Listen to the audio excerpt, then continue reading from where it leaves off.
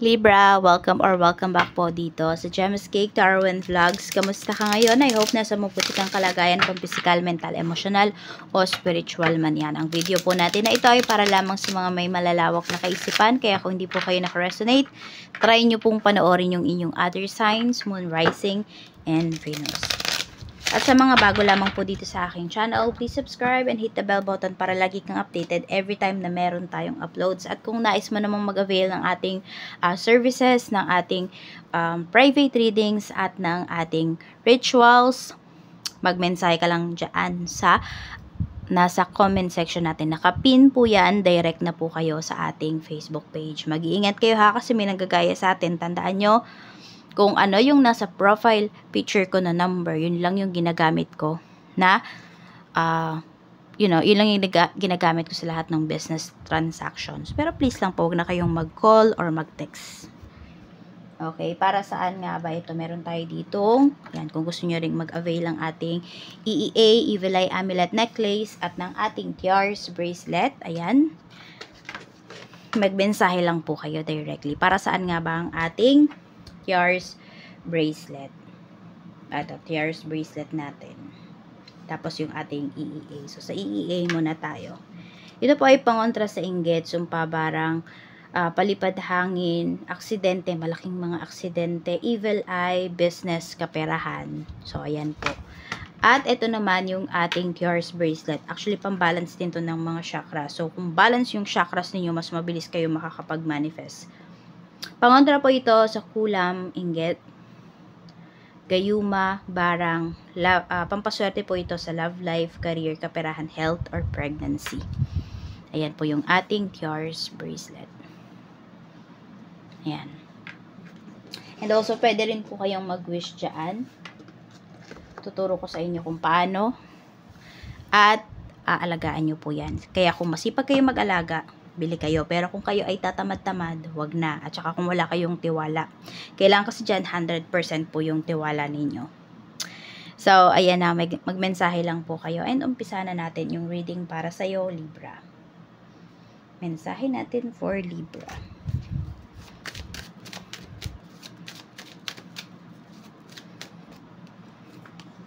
We have Queen of Cups. So, may mga hinihintay kayo rito. Actually, some of you, very emotional kayo ngayon. Meron ding heartbroken. Kakagaling nyo lang yata sa breakup. For some of you, pwedeng 3 months, 3 weeks, 3 days. Yung iba po, no? Ganun palang kaigsik. Simula nung na broken heart yung iba sa inyo. Tingnan natin. Ano pa yung mensahe we have? It's up to you. So, it's up to you daw, no? Kung hihintayin, may hihintayin ka pa ba dito? Kung hihintayin mo pa ba yung isang tao, yung isang sitwasyon na mangyari, or kikilos ka na? Kasi po, yes, yung iba sa inyo dito, more on paghihintay yung ginagawa po ninyo. And pwedeng hindi yun nakakatulong sa inyo, somehow. Baka kailangan nyo ng umaksyon. Sabi nga, it's up to you. So, marami po sa nangyayari sa life ninyo ngayon, Libra, is maaring hindi nyo kagustuhan, pero kung magmumukmuk po kayo, yun, kayo na yung may gawa nun. So, laban po kayo, no? Kumilos po kayo rito. Huwag daw kayong panghinaan ng loob, sabi ni Universe. Meron tayo ditong Page of Cups. So, may mensahe ka pala na, dito na hinihintay. Some of you, pwedeng mas nakakabata po sa inyo. Pwedeng ito ay kadil ninyo. Some of you naman, pwedeng anak nyo po ito. Nagkaroon ba kayo ng tampuhan? So, kung ikaw yung nanay, okay lang naman kung magpapakumbaba ka. Pero, kasi, nakaharap sa'yo to si Page of Cups. So, pwedeng siya yung magme-message sa'yo. Parang it's up to you na lang kung papansinin mo ba siya. Oo. Diba? Kung ano man yung efforts na ibibigay niya. So, ayun, baka may makatampuhan po kayo rito na mas bata po sa inyo. Energy ng money, career, and business. For you, we have offering. Sabi dito, all your needs will be met by the universe. Think about setting up a money altar to enhance your financial flow. Call on your spirit guides and angels for assistance during this time. So, sa isang bowl po, pwede kayong maglagay yung parang prosperity bowl. kapag New Year. Oo. Or for some of you, pwedeng mga crystals po yung ilagay ninyo. Crystals, gems, stone, ganyan. Pwedeng citrine, aventurine, clear quartz, yun po. Pwede nyo yung ilagay, pwede nyo i-set up yon as your money, sa money altar po ninyo. Pwede rin kayo maglagay ng cash. Pwede rin naman coins, pero mas maganda kung ano, yung papel na pera ang ilagay po ninyo. Kung kayo ay magse-set up ng money altar. Ayan. Nasa sa inyo yan. Kung ito ay gagawin nyo. Sabi nga, it's up to you. Suggestion lang ito sa inyo ni universe ngayon. Sa kaperahan, tingnan natin. 3 of Swords. We have the Magician. Makakabawi na po kayo rito. May pinapakita naman dito na ano ba yung tawag doon? Financial recovery.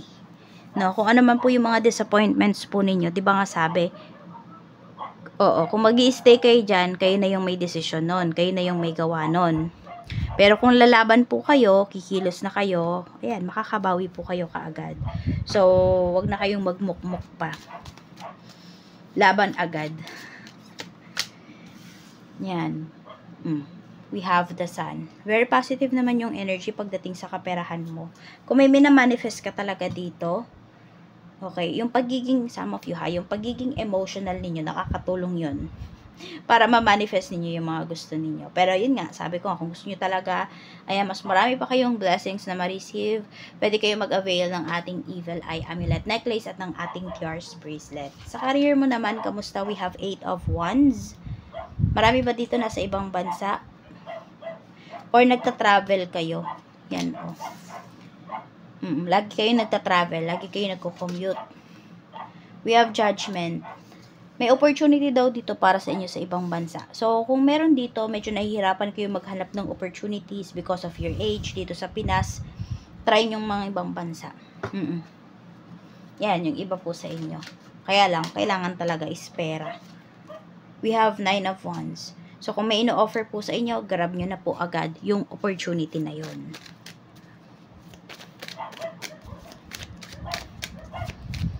Meron din pala mapapadala dito sa ibang bansa because of your work. So, may ano yun? Travel because of work kayo dito. We have naman 10 of Cups pagdating to sa iyong negosyo. Some of you makapag-set up kayo talagang ng negosyo sa ibang bansa. Oo.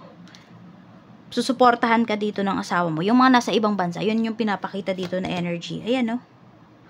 6 of Pentacles. So, kung nandyan na po kayo sa ibang bansa, marami dito, at gusto nyo mag-business, go nyo po. Kaya lang, baka mas marami kasing mga kailanganing ayusin, ano. Pero, yan po, may success na pinapakita sa inyo rito. Kaya, ayan po, maglakas loob talaga kayo rito na sumugal pagdating sa negosyo. Lalo na yung nandiyan sa ibang bansa. Tingnan nyo, ano ba yung pangailangan ng community ninyo. Yung mga nandiyan na sa lugar ninyo. Pagdating naman sa love life, tingnan natin. Kamusta naman ang love life ni Libra? So, yun nga yung iba sa inyo dito. Broken hearted pa rin, ano.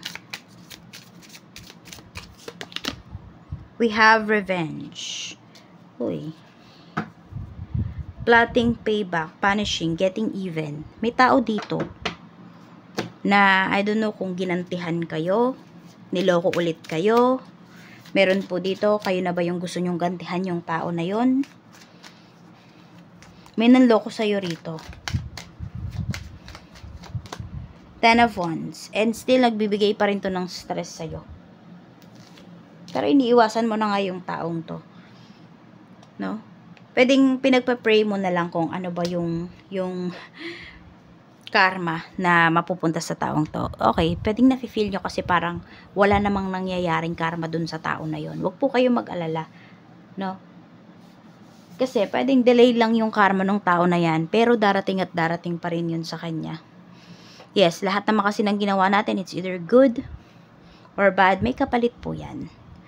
No, o kung maganda yung ginawa natin sa ibang tao, sa kapwa natin, maganda rin yung babalik sa atin. Kung pangit yung ginawa natin towards other people, pangit din ang babalik sa atin. Kaya ayan, kung sino man yung tao dito na yan, nanakit sa'yo, hindi ko alam kung ba't galit na galit sa'yo yung taong to. Pwedeng bumalik lang to sa life mo para pahirapan ka. Actually, as of this time now, naku-curious yung taong to, paano mo hinahandle yung bigat ng binigay niya sa'yo. Hindi ka iniisip ng taong to because gusto niyang bumalik sa life mo, but because gusto niyang makita kung ano yung naging epekto ng ginawa niya sa'yo. Kaya private mo yung mga accounts mo, if ever, para wala tong makuhang balita about sa'yo. Hayaan mo siyang mabaliw kakaisip sa kung ano na yung nangyayari sa'yo. So, tignan natin. We have the Hanged Man. Focus ka dun sa mga sacrifices na ginagawa mo ngayon. Okay, kasi may maaani ka po dyan. Ano po? So, focus on your sacrifices. Tignan mo. And tignan mo rin kung tama ba yung mga bagay, mga tao na binibigyan mo ng sakripisyo mo, ng time mo, ng attention mo. Diba? Tignan mo din kung ano ba yung mabe-benefit mo sa kanila. We have King of Cups. So, ayan. Meron ka talagang dapat iwasan dito. Ayan po. So, iwasan mo na kung sino man yung tao na to. Some of you may feelings pa rin kayo towards this person. Kaya lang kasi wala na siyang mabuting maidudulot sa inyo. Kaya iwasan nyo na. Maging matalino po kayo this time. Huwag puro emosyon yung gagamitin ninyo.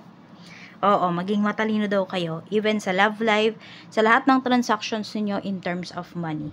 So, yan lang po. Maraming salamat. Ingat po kayo and more blessings to come.